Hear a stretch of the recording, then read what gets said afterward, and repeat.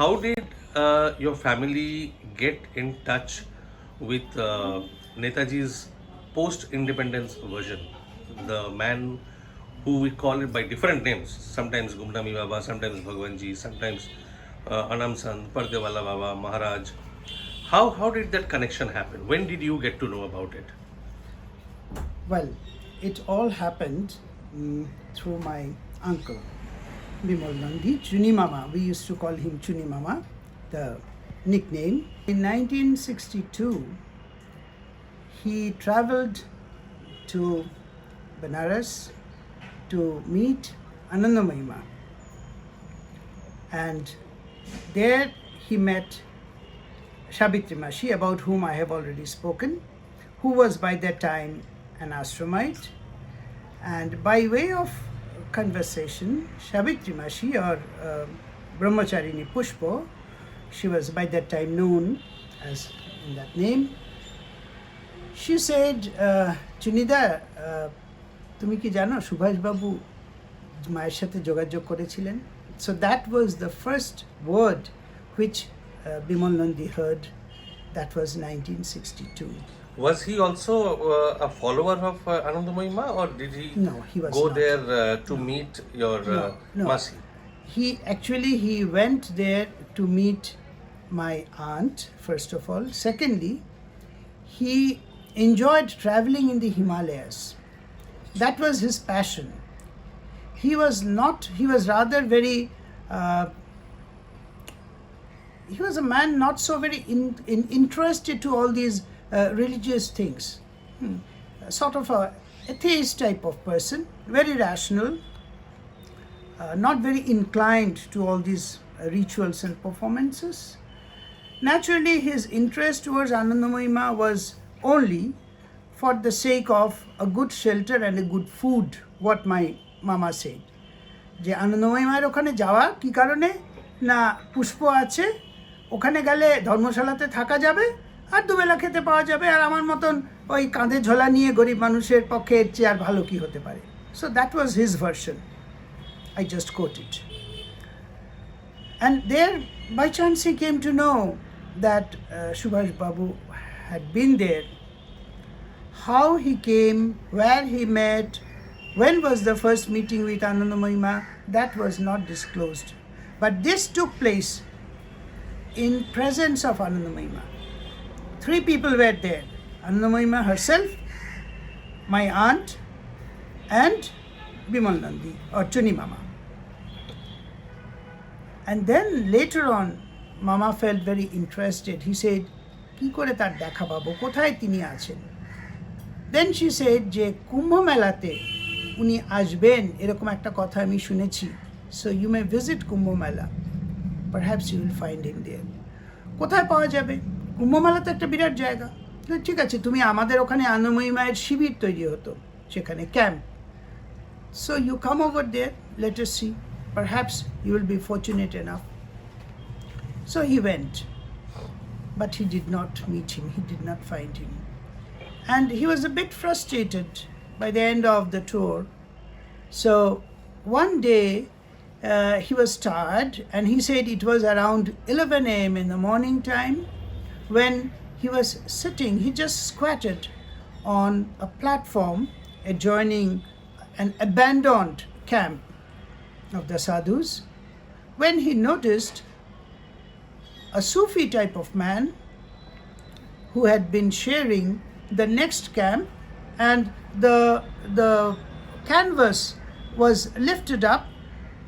There was a space, and my uncle could see him. His head was covered with a turban, face was also partly covered, and he was sitting and reading some book. So my mama did not feel to ask him anything, because there was no reason to. In a big camp in this Kumbh Mela, so many people come.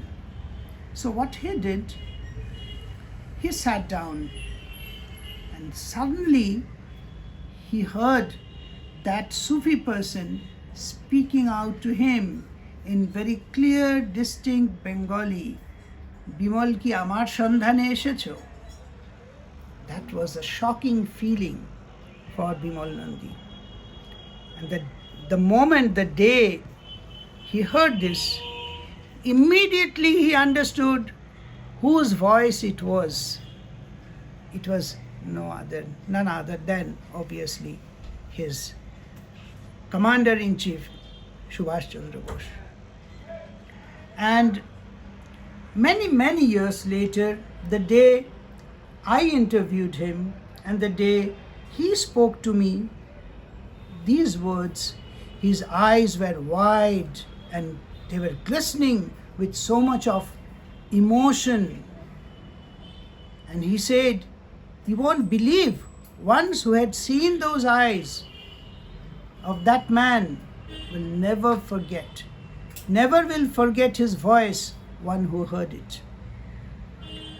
So what he did, his immediate response was, he said, I was electrified. He stood up, he gave a military salute. And the man responded, তুমি যাকে salute করছো সে অনেক দিন আগে মারা গেছে. But equally with so much of affection. And then they had a small conversation. The Swami, he asked, কোথায় রয়েছো? Where have you put up? আমি আনন্দময়ী মায়ের শিবিরে রয়েছি. Okay. আপনি কোথায় আছেন? He did not respond anything. There was silence. They did not speak to each other. They just looked at each other. And then my uncle said, it's very difficult to keep your eyes fixed on his face for a longer time. They were like the sun rays. You cannot look at his face for a longer time. And then what happened? He touched his feet. And then the gentleman said, this is the first and this is the last. আর তোমার সাথে আমার দেখা হবে না. But my uncle was very sad. His sadness was there on his face. But he had nothing to say. He didn't dare to say that, no, I wish to see you more. So that was the thing. That was the parting was there, and they left. After 2 days, one Nepali person came and he searched for Bimal Nandy in the Anandamayi Shibir and said that one Sannyasi Baba wants to meet you. Now, my mama was not so much interested to this because he said within these melas, many people come and they look for such sort of devotees who would give them some money. And I was a penniless almost.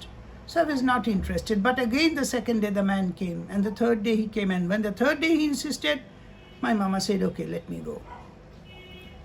So it was the night time when the man came, the Nepali man came, and he escorted him. They went out of the Mela ground. He had to walk a long distance, almost a deserted place. There were 2 temples. And he went there. And there he was very shocked to see his other cousin, Sudhin Nandi, whom we knew and we called Maji Mama. He was also very much with Subhash Bose, but more secretly than Bimal Nandy. Bimal Nandy was very prominently and openly he was involved with BV. Sudhin Nandi was not so, but he was very much close with Subhash Ji. And the 2 brothers, they saw each other. Bimal Nandy was very surprised. How come you over here? And then suddenly he saw Maharaj was standing in front of him. It was a shadowy corner, but he came out and he asked, তুমি কি দেশে যাও? ঢাকায় যাও, দেশের খবর রাখো, মানুষের জন্য কিছু কাজ করো, করো কি কিছু কাজ? কি করো? দেশ তো স্বাধীন হয়েছে, মানুষের জন্য কাজ করো. So some this sort of conversation they had, but mostly what he said, that it was only what he said, they listened, what he asked, they replied, but they never questioned him. That was the tradition. But weren't they curious that what is the truth behind the story of the plane crash, his death? I must say here that I myself have very little information about this. Only thing is that my uncle Bimal Nandy, he said, we knew it from the party comrades that this story was nothing but to escape from one place to another, and Subhas Bose was very, very competent in doing all these things. He had befooled the British a number of times with such stories, such escapes. So the moment we heard this, that there was air crash, we knew that it is nothing but a story, simply a story. We have to only wait for his arrival. But when and how that would happen, we had no idea. But one thing I must say, that Bimal Nandy was in touch with some of the political leaders of the CPI group. That I know because I heard the names from him, as also from the other family member, Sri Ashok Nandy, who happens to be the nephew of Bimal Nandy. He's more senior than me, and he said that these are the people to whom he used to go and meet, and he used to gather the news, he used to get the news from them, information from them. So he was very sure of that plane crash was ultimately a story just to escape. So no curiosity about it. But for some reason or other, they maintained one version that the Stalin men had killed him. Okay. So later on, much later in 2000, when I asked my uncle that why did you give this statement that he was destroyed by the Stalin men, he said it is only to protect myself, my serenity, my solitude, everything. Had I opened my mouth, the journalists, the common public, the police, they all would have crowded over here in my Khalshuli place, where he lived in the village, where he had set up the Khalshuli Boys High School. Where exactly was this, Khalshuli? Khalshuli is it is close to Midnapur, near to Kharagpur, along Bombay Road. So that stands a very big school, and they all know about him. And there he had adopted one farmer family. He lived with them. And he had traveled all over India on the ground of collecting funds to set up this school. পরিব্রাজক হিসেবে তিনি সারা ভারতবর্ষ ঘুরেছেন, কখনো second ক্লাসে, কখনো পায়ে হেঁটে, কারণ পয়সা তো ছিল না। এইভাবে এমনও দিন গেছে যখন বিমল নন্দী টিকিট নেই, তো সেই জন্যে ওই ট্রেনের এতে বসে, মানে মাটিতে বসে, সোজা কথায় তিনি ট্রাভেল করেছেন। কারণ আমি যখন মামাকে জিজ্ঞেস করেছি যে তুই মাটিতে বসে গেলে, মাটিতে কম্বল পেতে শুলে, বললেন কী করব, পয়সা নেই, তাই জন্যই তো। কি পয়সা নেই তা তুমি তাহলে পরে ওভাবে গেলে? তখন উনি একটা কথা বলতেন, ট্রেনে কি চড়েছ, কখনো দেখেছ এদেশের কত মানুষ ওইভাবে যায়? সাধারণ মানুষ কয়টা লোক পয়সা পায়, কয়টা লোক ট্রেনে সিটে বসে যায়? এখনও ভারতবর্ষের কোন স্বাধীন দেশ হলো যে এখনও ভারতবর্ষের মানুষ ওইখানে তোমার পায়ের কাছে শুয়ে গাদাগাদি করে যায়? তো তারা যদি যেতে পারে, আমার যেতে অসুবিধা কি? That was his feeling. He felt like that. How did Sudhir Nandi reach Bhagwanji? Sudhir Nandi, how he reached, that is indeed a mystery. But what Bimal Nandy later on came to know, that Sudhir Nandi had been in touch with many of the followers of Bimal Nandy, had disassociated himself, but Sudhir Nandi was very much in touch with many of the followers, and somehow he had heard that Netaji had been traveling or moving along this UP belt. So that is the only source that we have.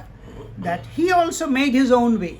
But the beautiful thing is that both, they were cousins, they were intimate, they belonged to the same family, but they never shared their secrets. That was the beautiful thing about, and this Maharaj always instructed them, and he made them in such a way that don't share your information with the next man, even if it is your brother, doesn't matter. You never got a chance to interact with Sudhir Nandi, Yes, of course. and he never told you anything. I asked him a number of times. He used to come to our house. He was very fond of us. In fact, he looked like Subhasji very much. Okay. Very fair, beautiful, সাদা ধুতি পাঞ্জাবি পরা, খুব সুন্দর, একবার গোল চশমা পরা, খুব দেখতে খুব সুপুরুষ সুন্দর মানুষ ছিলেন. And a number of times I asked. Every time he only smiled, he only laughed, and he said, চলে গেলাম, উনি টানলে কি আর নাজের আর কিছু আছে, চলে গেলাম এইভাবে. So what today I understand that very politely they avoided. They didn't disclose. They didn't disclose. But he admitted that Netaji was alive and came back. That much he admitted. Yes, to of you. course, yes, of course, very much, very much. As also Bimal Nandy. So Okay. And how many times then subsequently till which year did Bimal Nandi be in touch with us? yes, of course, this is very important that Bimal Nandy had travelled possibly 1983 or early 84, because he told me that I had booked my ticket. In fact, one of his students of St. Patrick had purchased the ticket for him. That was the month of Durga Puja, but he could not go because Mrs. Gandhi was assassinated, 84 October. So Mama said that such a situation, and UP, Delhi, all that was in a big trouble. So he couldn't go, and then thereafter he did not make any attempt to go, because he said that whatever the very little information I have received from him, the message that stay in your place, do your work, this mortal frame is aging, it has to go, don't worry about it. You will also go today or tomorrow, but your work will be to serve the nation, not to run behind me, but to serve the nation. There is a question often asked that why, when he heard that this Maharaj was no more, why didn't he travel? Why didn't he go? To this, my uncle very categorically said, because he had instructed that never run for this mortal frame. It is not important. What is important is you do something for your country. So that was a message which was received by him. But at the same time, I must say it's unfortunate that whenever he received some postcards or something, he immediately after reading it would throw it in the Kongshabati river, and things got destroyed like that. So I said that why did you just throw away these things? Because he said for two reasons. One, I do not wish to face any sort of questions regarding him. Then I have to tell everything. Secondly is that he is so very precious to us, so sacred, that even a small handwriting written to me with a message, once I read, that is embossed in my mind. No use of that. And also Maharajji, he had long back, I think, he had instructed him that don't keep these documents, these papers, immediately destroy it off. So he was totally, they were very dedicated people, and Bimal Nandy, so far I understood, he was very dedicated, and he was a strict disciplinarian. Whatever he was told, he rigidly followed that. You had just mentioned that Bimal Nandy was an admirer and also maintained relation with Leela Roy. And Leela Roy Yes. was in touch with Bhagwanji from 1963 onwards, early 1963. So they never crossed path, they never got to know that each other had come in touch with the same man. Yes, I must mention here that Bimal Nandy had shared his experience of meeting Maharajji only with, he used to call Didi Bhai, Leela Roy, only with Leela Roy, but with no other member of his party or his colleagues.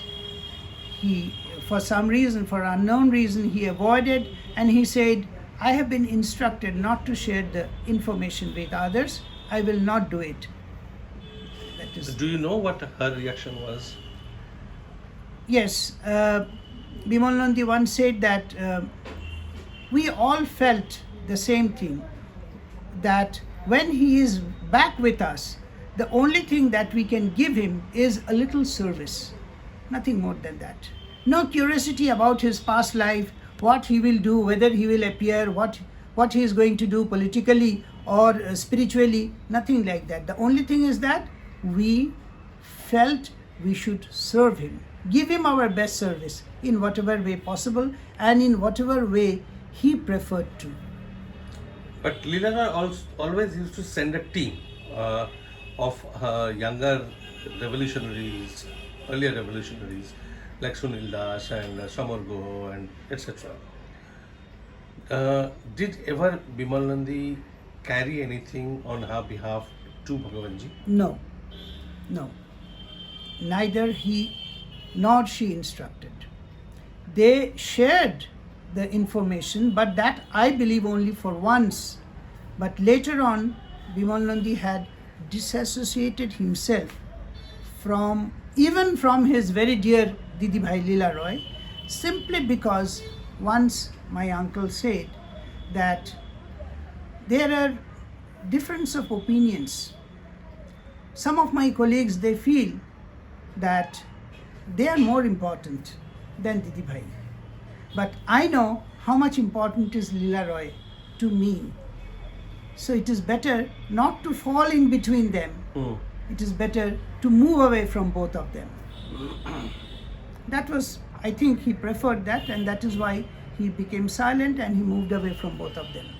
But two people I very vividly remember, my uncle had mentioned. One is Maharaj Trilokonath Chakraborty, who used to live over here in Jadavpur, Central Road, onar bari chilo ekhane. So that is one person whom he had met. Bimal Nandy. Okay. After once he had come over here, and I think that was the last time he came, and he died also. There 71. Yeah. So that is once when he met. What he discussed with him, no one knows. They had a secret discussion. But my uncle said these are all great souls. They don't demand anything. They have given everything. Our work is only to follow them and to inspire the next generation to work for the motherland. That is the first thing, first and foremost thing, which he said that you are growing in this land. So how can you think of shifting your preferred life so much with goodness, so much of luxury, so much of beautiful things around? You go to Europe, you go to USA, and you spend your life over there. Then who will look after this country? So he used to say all these things to his students. And after much of his news came into public, many of his students, they contacted me, and I also came to know from them the same views and the same things.